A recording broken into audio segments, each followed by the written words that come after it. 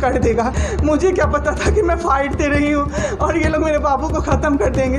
इतना ऑक्सीजन का किल्लत सर, मेरा बाबू डर गया बहुत ज़्यादा। ऑक्सीजन सिलेंडर देखता था और कहता था हाँ वो ख़त्म हो जाएगा, वो ख़त्म हो जाएगा। मैं कहती थी नहीं ख़त्म होगा बाबू। 1.5 घंटे के लिए सर ऑक्सीजन सप्लाई बंद रहता था। क्या क्या हुआ है, किस अस्पताल में हुआ है? सर हम लोग नोएडा में रहते हैं, मैं और मेरे हस्बैंड। अभी होली में हम लोग बिहार आए हुए थे सर, होली मनाने के लिए पूरी फैमिली का गेट टुगेदर था। 9 अप्रैल को मेरे हस्बैंड की तबीयत ख़राब हुई, फीवर हुआ उनको काफ़ी तेज़। हमने कोरोना का 2-2, 3-3 बार टेस्ट करवाया, नेगेटिव आया। RT-PCR के लिए दिया तो वहाँ पे भागलपुर में, सर भागलपुर में थे हम लोग, वहाँ पे 1 दिन 2 दिन वेट करते करते 10 दिन तक रिपोर्ट नहीं आया। फिर हमने नोएडा के एक डॉक्टर हैं उनसे कंसल्ट किया, वीडियो कंसल्टेशन से। उन्होंने बोला कि CT चेस्ट करवाना है। हम लोग भागलपुर गए और CT चेस्ट करवाए तो उसमें उनका इन्फेक्शन आया। 60% लंग्स उनका उसमें इन्फेक्टेड था, डैमेज नहीं था, इन्फेक्टेड था बस। बाकी लंग्स का हर चीज़ परफेक्ट था, सारा चीज़ नाक का, गले का सब कुछ नॉर्मल था, उसमें रिपोर्ट में था। फिर हम लोग नेक्स्ट डे ग्लोकल हॉस्पिटल है भागलपुर में, ग्लोकल हॉस्पिटल लेके आए, वहाँ पे एडमिट कराया हमने ICU में। मेरी मदर की भी तबीयत ख़राब थी, मेरी मम्मी और मेरे हस्बैंड दोनों एक साथ एडमिट हुए। वहाँ पे इतनी लापरवाही हुई उनके साथ, इतनी लापरवाही हुई। डॉक्टर्स आते थे बस विज़िट के लिए, 10 मिनट देख के गए। उसके अलावा जितने भी वहाँ पे नर्स थे, कंपाउंडर्स थे, सारे के सारे जल्लाद थे सर। कोई दवाई तक नहीं देना चाहता था पेशेंट। मेरी मदर टचवुड बेटर कंडीशन में थी थोड़ी, मेरे हस्बैंड बोल भी नहीं पा रहे थे उस समय तक, इशारे से पानी का ऐसे ऐसे बताते थे, लेकिन कोई उनको पानी नहीं पिलाता था सर। वो मुझे हार के फ़ोन करते थे कि पानी पिला दो। जब मैं अंदर जाती थी तो ये लोग हल्ला करते थे कि क्यों जा रहे हो अंदर। फिर भी मैं जाके उनको पानी पिलाती थी, जूस पिलाती थी। रेमडेसिविर इंजेक्शन का नाम आप लोगों ने अभी तक सबने सुन लिया होगा कि कितनी मुश्किल से मिल रहा है। डॉक्टर ने वहाँ सजेस्ट किया, मेरे 2-2 पेशेंट थे वहाँ, हमने बहुत मुश्किल से अरेंज किया।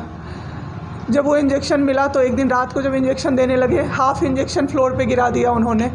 हमने कहा कि इतना महंगा इंजेक्शन है, इसी का असर होके ठीक होते ये आपने कैसे गिरा दिया। उन्होंने कहा कि 50,000 का भी गिरा देता ना तो तुम कुछ नहीं कर पाती अभी। हम लोग चुपचाप वहाँ से सर हट गए।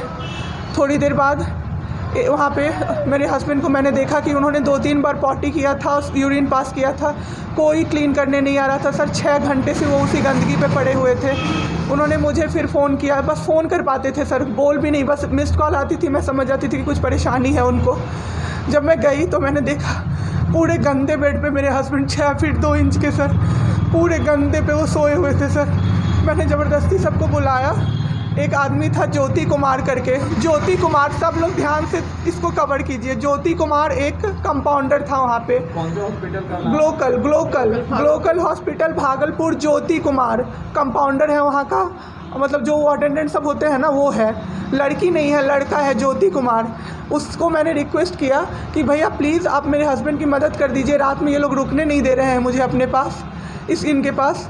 उसने बोला ठीक है ज़रूर मदद करूँगा, ये कह के, और मैं अपने हस्बैंड से बात करने लगी, इशारे से ही वो बात कर रहे थे, मैं बोल रही थी। अचानक से मेरा दुपट्टा खिंचाया बहुत ज़ोर से। मैंने सोचा क्या हो रहा है, तो मैंने पीछे मुड़ी तो मेरे कमर पे उस आदमी का हाथ था और मेरा दुपट्टा वो ज्योति कुमार खींच रहा था। मेरी माँ पीछे से चिल्लाई, मेरे हस्बैंड ऐसे ऐसे होने लगे, पूरा पसीना उनको चल गया, कुछ बोल नहीं पा रहे थे वो।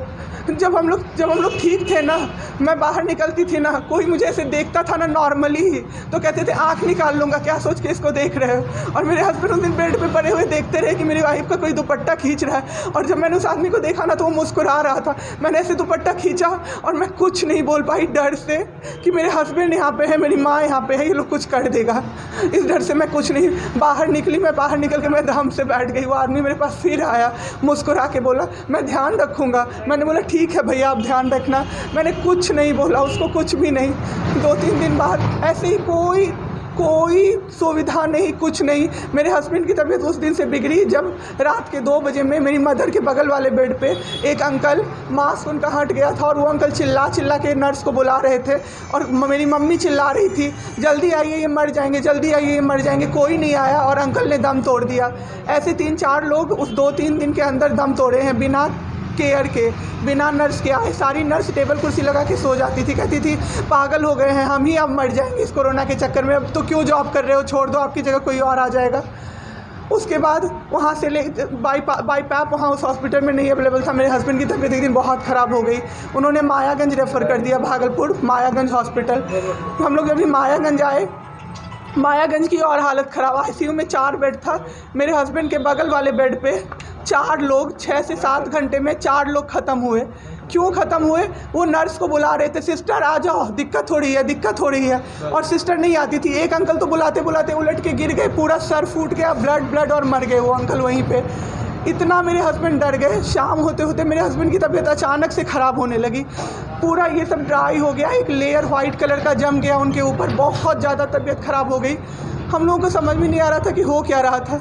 अचानक से मेरे दिमाग में आया ना, डॉक्टर को कम से कम 5-6 बार मेरी बहन बुलाने गई है, क्योंकि कोई डॉक्टर था ही नहीं ड्यूटी। कब हुई आपके हस्बैंड की डेथ में?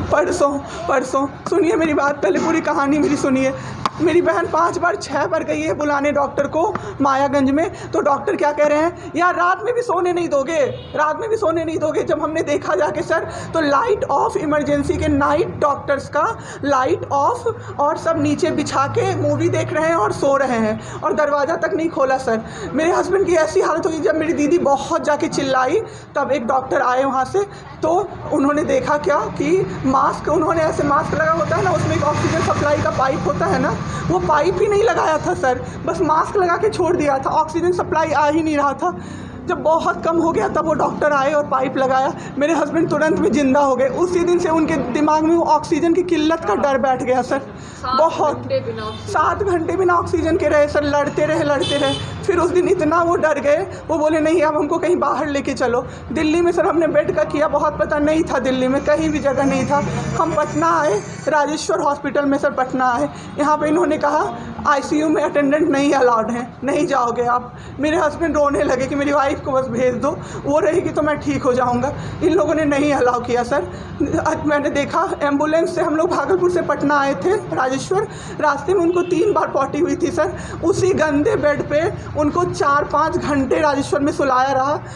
मैं 10 बार जाके बोली बाहर से कि सर प्लीज़ बेड क्लीन कर दीजिए, वो हम लोग देख लेंगे ना। एक डॉक्टर निकले, मैंने बोला, वो मेरे हस्बैंड अंदर से ना बोल नहीं पा रहे थे ना, अंदर से ऐसे कर रहे थे, बुला रहे थे सबको। मैंने कहा सर वो बुला रहे हैं किसी को बाहर से, तो एक डॉक्टर मुझे कहता है अरे छोड़िए ना, वो छोड़ा तो ऐसे ही बौखला रहा है जब से आया है। मैं उस समय कुछ नहीं कर पाई सर। उसके बाद उनका ऑक्सीजन लेवल जब 37 हो गया, तब मेरे साथ मेरी दीदी थी, मेरे जीजा जी थे और मेरे जेठ थे। तब मैंने अपने जीजा जी को बोला कि अब मेरे से नहीं रहा होगा, मुझे किसी तरह से अंदर भिजवाइए। तब उन्होंने ज़बरदस्ती मुझे अंदर भेजा और 37 से 74 मैंने कर दिया 10 मिनट में। मेरे बाबू का ऑक्सीजन लेवल मैंने बढ़ा दिया। उसके बाद इन लोगों ने मुझे बोला, मैंने बोला सर अटेंडेंट अलाउड है, सारे के अटेंडेंट बैठे हुए थे। तो एक डॉक्टर ने मुझे बोला अटेंडेंट अलाउड नहीं रहेंगे तो कैसे काम चलेगा, सब तो कोरोना से बीमार पड़ रहे हैं, हम लोग कितना देखें, हम लोग क्या मर जाए खांसते सबको देख के। बैठिए चुपचाप और देखिए। 15 दिन तक सर एक टेबल पे एक लगातार मैं बैठी हूँ। आज 1 महीना पे मैंने ब्रश किया है सर, 1 महीने पे ब्रश किया है। मैंने बाबू को बहुत ठीक कर दिया, इतना स्ट्रॉ लगा के सर, मास्क के अंदर से स्ट्रॉ लगा के बाबू को मैंने जूस, दाल, रोटी सब कुछ पिलाया सर। इतने ठीक हो गए ना कि जो डॉक्टर फर्स्ट डे बोला था ये बचेगा नहीं, वो डॉक्टर सर 3-4 दिन बाद कहता है टचवुड क्या कर दिया आपने इनके साथ, ये तो एकदम ठीक हो गए, गजब का फाइट दिया आप दोनों ने मिल के। मुझे क्या पता था कि मैं फाइट दे रही हूँ और ये लोग मेरे बाबू को ख़त्म कर देंगे। इतना ऑक्सीजन का किल्लत सर, मेरा बाबू डर गया बहुत ज़्यादा। ऑक्सीजन सिलेंडर देखता था और कहता था हाँ वो ख़त्म हो जाएगा, वो ख़त्म हो जाएगा। मैं कहती थी नहीं ख़त्म होगा बाबू। 1.5 घंटे के लिए सर ऑक्सीजन सप्लाई बंद रहता था। बाद में हमें पता चला ये लोग ब्लैक मार्केटिंग कर रहे हैं अंदर में ऑक्सीजन सिलेंडर का। जो अस्पताल वाले हैं ना, वो ऑक्सीजन सप्लाई बंद कर देते थे ताकि बेचैन होके लोग खरीदें उन्हीं से। हम भी खरीदे सर, मैंने भी खरीदा, क्या करते हमें भी तो चाहिए था। परसों सर सुबह में हमारे पास एक ही सिलेंडर था, पाइपलाइन बंद हो गया। मेरे हस्बैंड को बाईपैप लगा हुआ था, उनको 2 सिलेंडर से जाना था, एक ही सिलेंडर था। सिलेंडर मांगते कहीं नहीं मिला सर। मेरे हस्बैंड